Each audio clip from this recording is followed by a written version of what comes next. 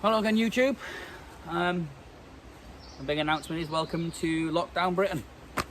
It became official last night that Britain will now be under what seems a kind of a three-quarter lockdown, I'd say. I wouldn't say it's a full lockdown. Definitely think it's about a three-quarter lockdown. So that leads me on to COVID-19 and coronavirus. How do we go about defeating it? How do we go about getting rid of it? Well, as it's shown around the world, there is no cure, there's no vaccine for it. It's just washing your hands. It's looking after yourself and your family, your friends. And the big one, staying at home. So, 2020, 21st century, the modern era, and the world is pretty much locked down. Many of us seen this coming for maybe 6 weeks, 5-6 weeks. We've seen the devastation in Italy, we've seen Spain, China, and obviously right here in the UK it's doing exactly the same. It's a scary disease, it's a scary virus. I am in the high risk category because I have asthma. Luckily, I live in the countryside, so the air is clean and fresh, and I can still bring Calba out. Still bring her out and enjoy the countryside walks, because we haven't been banned from walking the dog. Calba! Not sure where she's gone. Here she comes. Here she comes. Yeah, so we're still allowed to do dog walks and do exercise. And different things. We're not on a complete and utter full lockdown yet. So what do you think about that? Do you think we should be on a full shutdown? Shops and garages, pet shops, everything like that. It seems there's a lot that goes on that shouldn't really be open. I mean, why are garages open? I mean, surely if you want the place to be locked down, why are people doing MOTs? Why are people still getting their cars fixed? I understand for essential key workers, but what about, surely they should be able to prove that they're an essential key worker. My job, even though I'm currently suspended from work, my job is classed as a essential key worker, as a refuse loader. I don't see why that's an essential key worker job. I know people need the bins collecting and recycling collecting and things like that, but I don't understand the logic behind how we're doing it. We haven't been given any special PPE, or I know the lads haven't been given any special PPE.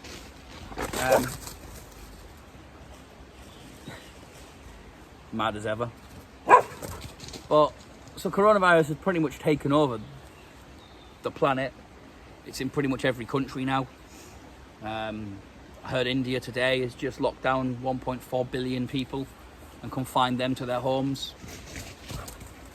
And obviously the UK is locked down as well. Do you think we should have a tighter lockdown? Put your comments down below and your feedback down below. What are you doing for the lockdown? Are you at home? Are you watching this from a bug out location? Are you watching this from a bugging in location? And where in the world are you, and what's going on in your area? Let's have a chat. Let's see how everyone else is dealing with it, apart from the news. Obviously we watch a lot of mainstream media, but I'd like to get people's views and opinions on what's happening in your area from first hand. So here the police are now putting in roadblocks and road checks, and they're also pulling people aside if they see them walking down the road, asking where you're going, what they're doing, why they're out, what's your essential reason to be out. I haven't been pulled yet, or my friends haven't been pulled yet, so I can see it happening on Facebook and on Twitter and things like that, and people are talking about this big police enforcement. And still I'm hearing people are going to the beach and parks and congregating. What are we not understanding? This is spread via a conversation. It's spread via a sneeze or a cough, and it can linger in the air for up to 3 hours and linger on a plastic surface for 9 days. So why are we congregating in these places? Why are we having big social and group gatherings when we're being told to lock down? Surely that's not difficult to understand. Or I wouldn't think so. Clearly people are finding it difficult, and we're in day one of a 3-week lockdown, so 21 days, and we're in day one. And I saw the London Underground this morning, tens of thousands cramming in, shoulder to shoulder, back to back, face to face.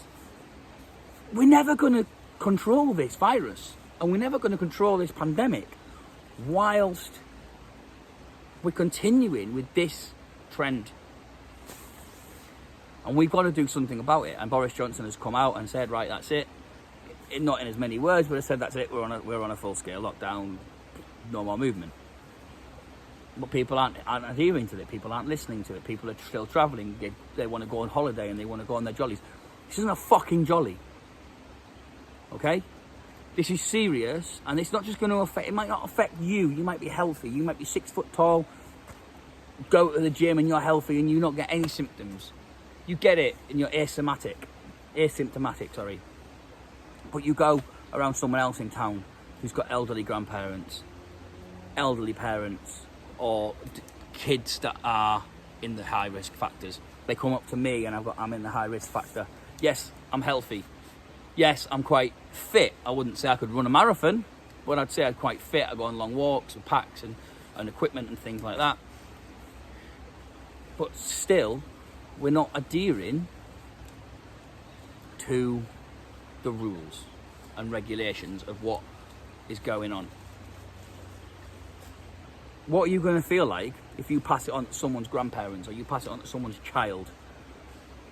Because you want to be, I'm fit, I'm healthy, and we're gonna just rock this out, and it's all going to be hunky-dory. It's not fair. Listen to it. Just because it doesn't affect you or anyone in your family doesn't mean it won't affect someone else down the line.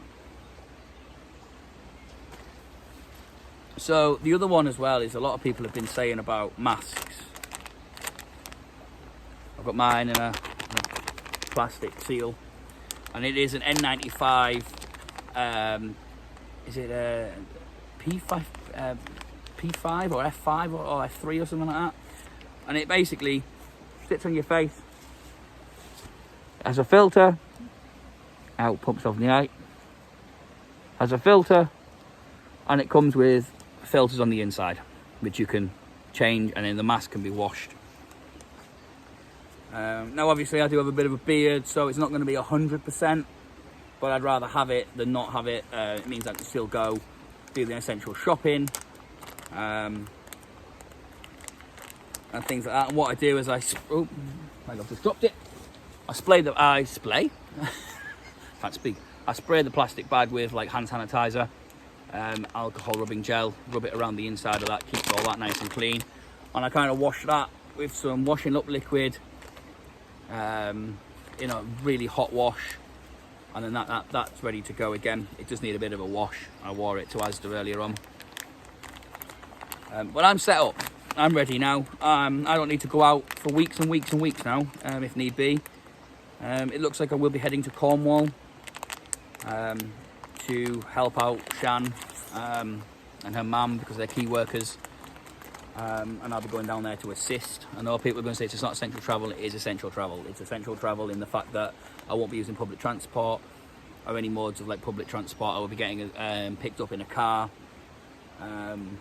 confined to a space where I know that I'll be leaving an area that is not contaminated, and I'll be getting in a car that is not contaminated, and I'll be going to a house that is not contaminated. So I'm not moving between towns where I'm going into town to a shop, then getting picked up from the supermarket, blah, blah, blah, blah. I'm getting picked up from my home where I know there's no one on the site where I live that is ill or showing any symptoms.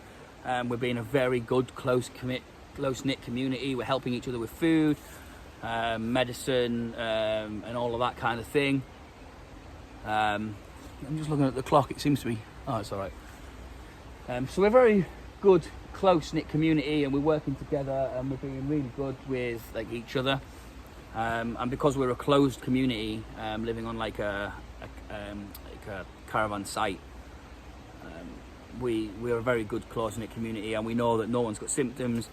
But we're classing it as one big household because we're not a cul-de-sac. We're not a cul-de-sac of houses. We're a site of caravans. And the thing is, we all know each other. And we've all been to town together and we've all been to town separately. So having that kind of closeness anyway, it doesn't really make any difference that we're still socially active together. Because we're just classing it as a household. If one of us gets sick, we self-isolate.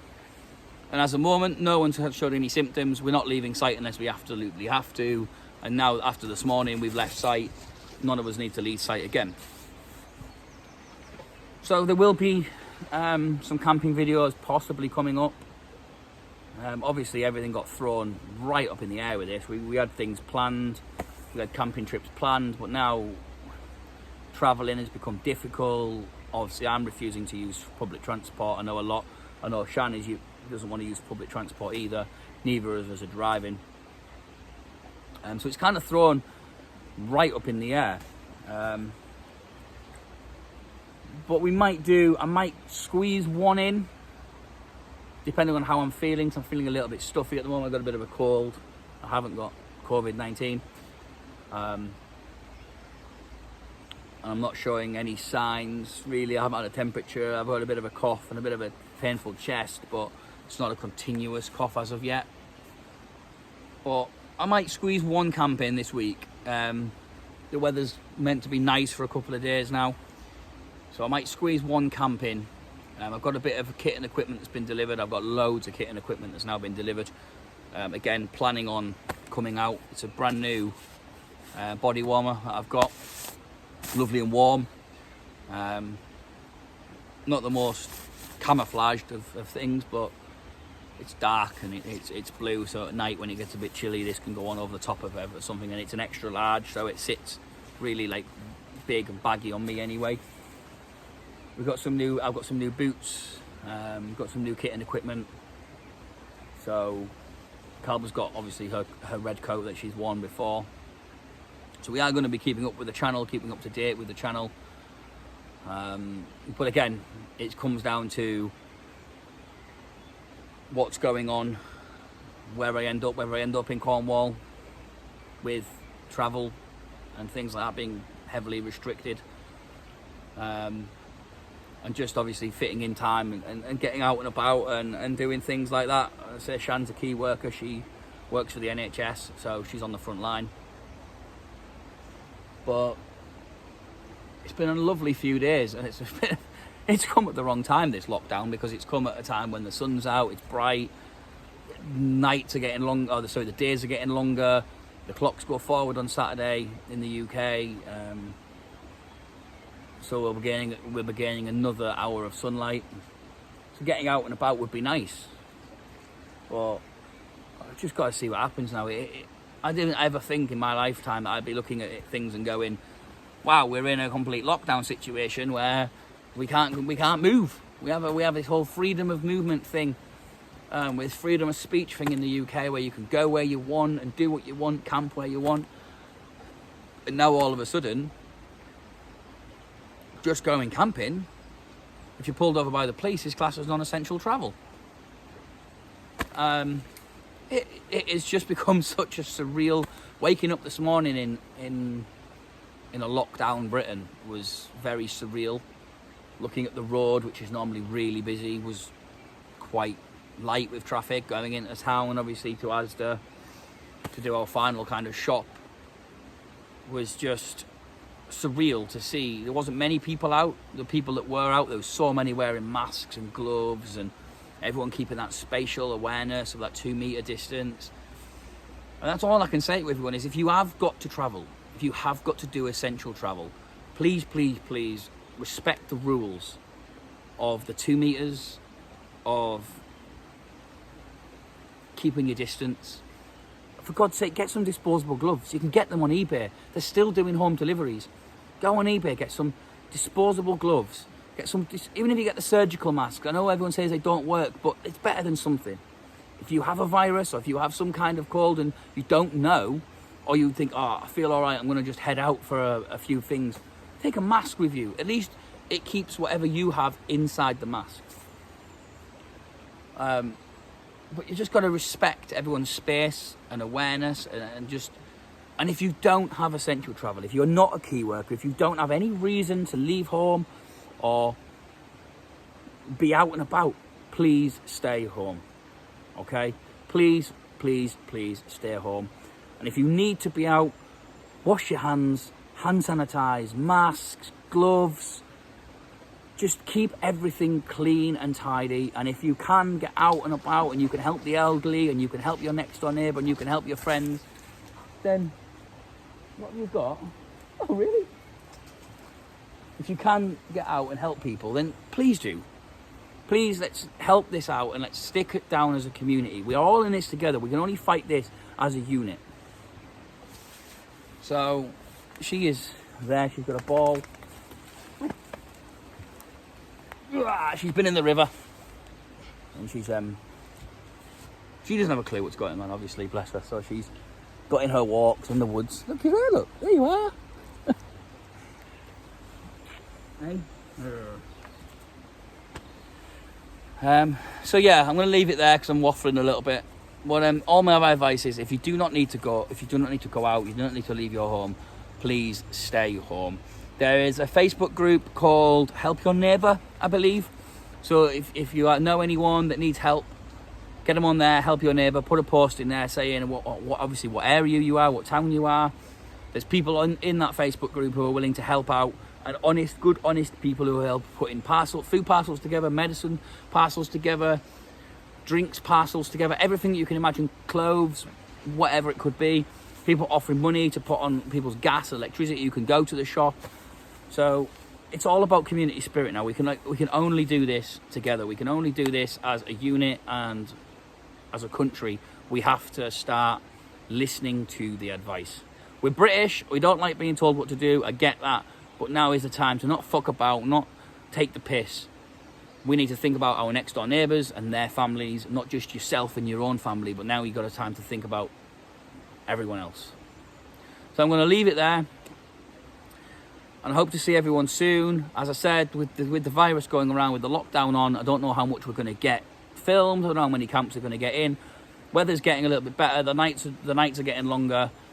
Sorry, the days are getting longer. My head's baffled with all this. The days are getting longer. The weather's getting better. So hopefully we'll be out a lot more. I apologise, it's been so long. It's just been a terrible start to the year, really, with everything that's gone on with work. Obviously this virus now and other things, money. It's just been manic. The money situation was sorted, so we managed to get the kit and equipment, which I said we were going to get. The work situation, well, at the moment I can't sort out, and obviously this pandemic and the lockdown is beyond our control. So we'll do what we can, and I hope to see you soon, and I hope to get out camping, because I'm going nuts sat inside all the four walls. I'm just screwing my head. Got new tents, new tarps, new boots, new kit, new equipment. Everything's brand new. So we'll catch you somewhere. Wherever you are, stay safe, look after your family, look after each other, and if need be, please stay at home.